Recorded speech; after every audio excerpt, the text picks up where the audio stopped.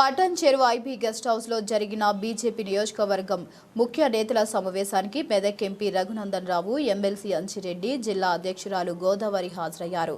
అనంతరం పాలమూరు కృష్ణా జలాలపై నిర్వహించిన మీడియా సమావేశంలో ఎంపీ రఘునందన్ రావు తీవ్ర వ్యాఖ్యలు చేశారు.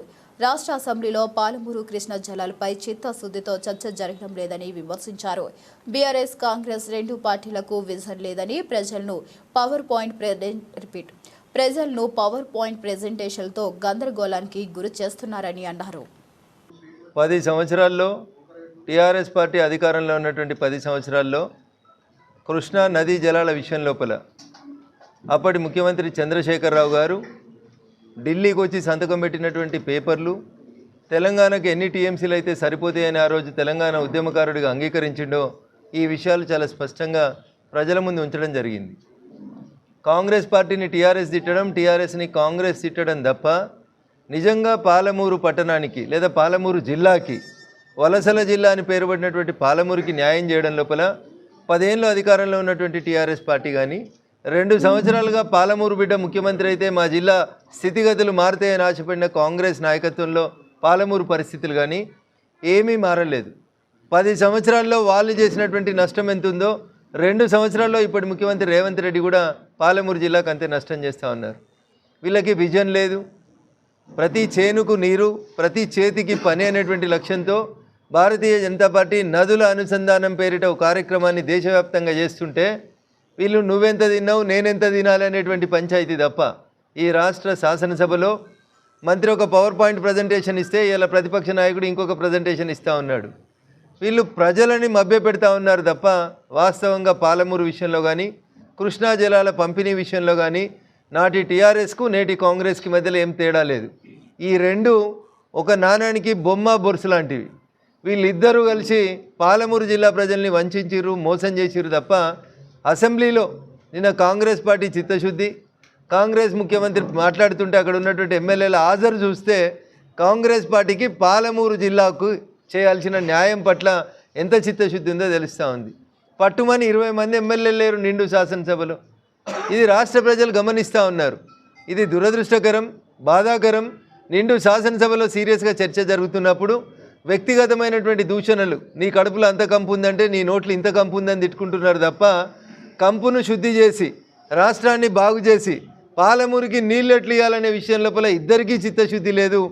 భవిష్యత్తులో 2 సంవత్సరాలు ఆగిన తర్వాత ఈ రాష్ట్రంలో అధికారంలో ఉన్న 5 మున్సిపాలిటీలు మరియు సంగారెడ్డి కాన్స్టిట్యూన్సీలో ఉన్న 2 మున్సిపాలిటీలు అందరూ మున్సిపాలిటీలో ఉన్న గతంలో పోటీ చేసిన వాళ్ళు మరియు కమిటీ మెంబర్స్ అందరినీ ఈరోజు మీటింగ్ పెట్టడం జరిగింది. రాబోయే రోజుల్లో ఈ మీటింగు ముఖ్య అతిథిగా రఘన్న గారు, మరియు జిల్లా అధ్యక్షురాలు గోదావరి గారు, మరియు బీజేపీ కుటుంబ సభ్యులు అందరూ, అదేవిధంగా మండల ప్రెసిడెంట్లు, కమిటీ సభ్యులు, ఇన్ఛార్జీలు, పార్టీ ఇన్ఛార్జీలు కూడా వేయడం జరిగింది.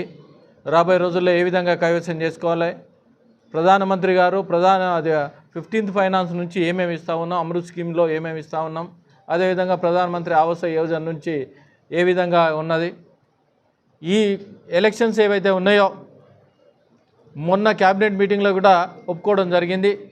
900 కోట్లు మార్చి లోపల ఎలక్షన్ పెడితేనే కేంద్ర ప్రభుత్వం నిధులు వస్తాయి, అందుకోసానికి ఎలక్షన్ పెట్టడం జరుగుతుందన్నారు. యువత ఏదైతే ఉందో 40% యువత మన తెలంగాణలో ఉంది. ఈ 40% యువత ఎవరైతే ఉన్నారో ప్రతి ఒక్కరు బీజేపీ ఆకర్షితులై, ఎందుకంటే అవినీతిని